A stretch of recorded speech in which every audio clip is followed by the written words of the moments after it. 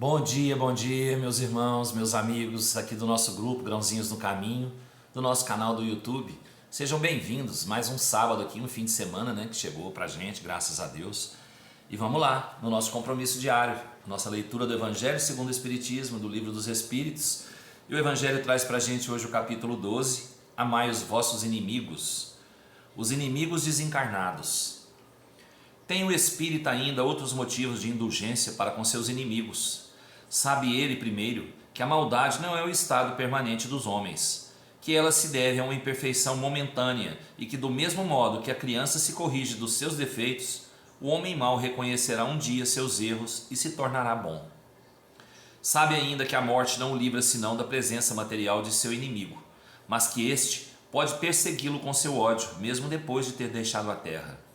Que assim a vingança falha no seu objetivo e, ao contrário, tem por efeito produzir uma irritação maior que pode continuar de uma existência a outra.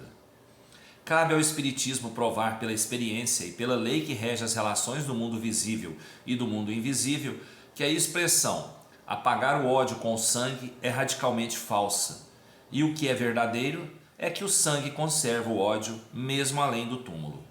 De dar, por conseguinte, uma razão de ser efetiva e uma utilidade prática ao perdão e à sublime máxima do Cristo: amai os vossos inimigos.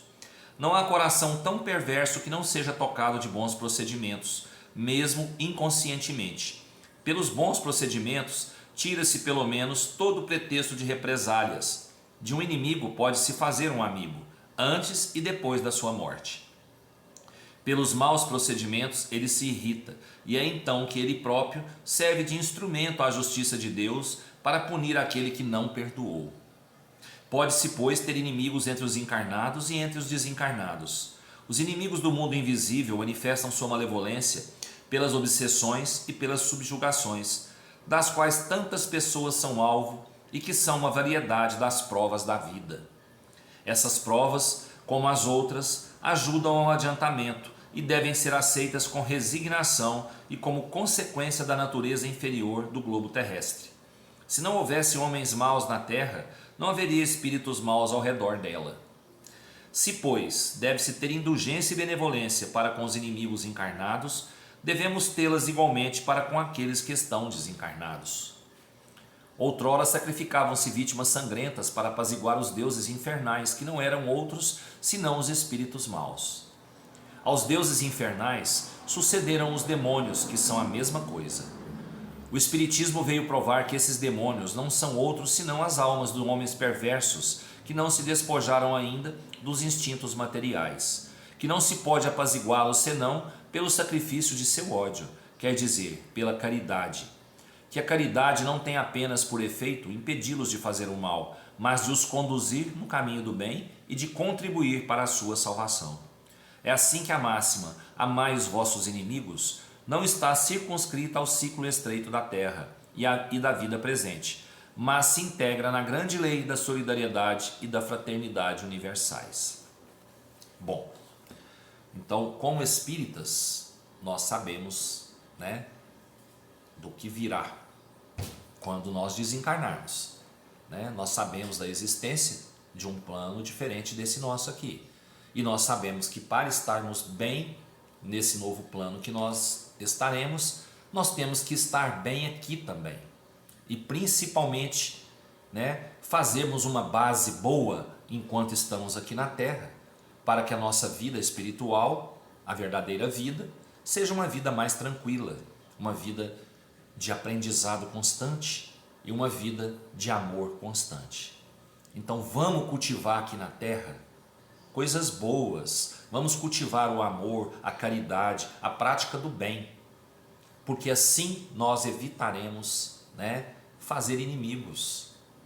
Porque esses inimigos, como a gente sabe, eles vão continuar na vida posterior à vida encarnada.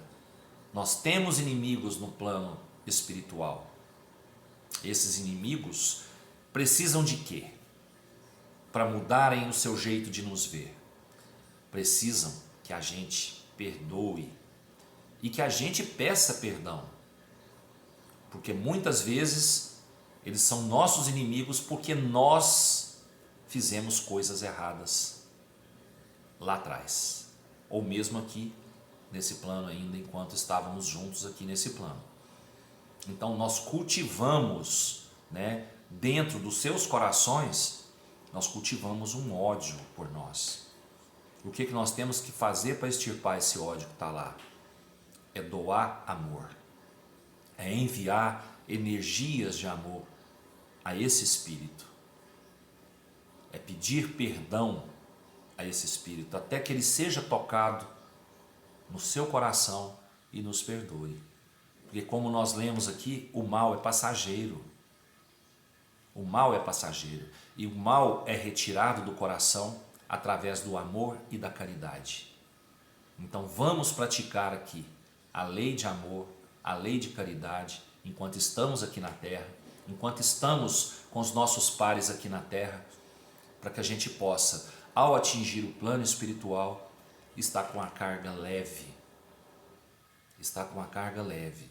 E que esse trabalho de amor e de caridade que a gente pratica aqui sirva para apaziguar os corações desses irmãos que ainda cultivam um ódio, né, um rancor pela gente aqui.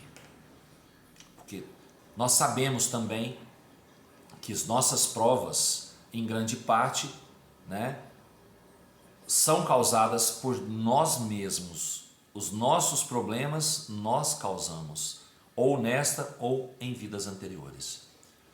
Então, esses espíritos fazem parte de nossas provas. E o que nós temos que ter? Resignação, gratidão e muito amor no coração, para a gente apaziguar esses espíritos, conseguir trazê-los novamente como amigos, né, como companheiros de caminhada para a nossa vida e seguir em frente, sem cultivar novos inimigos. Vamos então no caminho do bem, do amor e da caridade, sempre para a gente evitar, né, inimizades físicas e espirituais. O Livro dos Espíritos traz para a gente hoje, no capítulo 6 ainda, Vida Espírita, a questão 325. De onde provém o desejo de certas pessoas de serem enterradas num lugar mais do que no outro? Revêem esse lugar com maior satisfação depois da morte? Essa importância dada a uma coisa material é um sinal da inferioridade do espírito?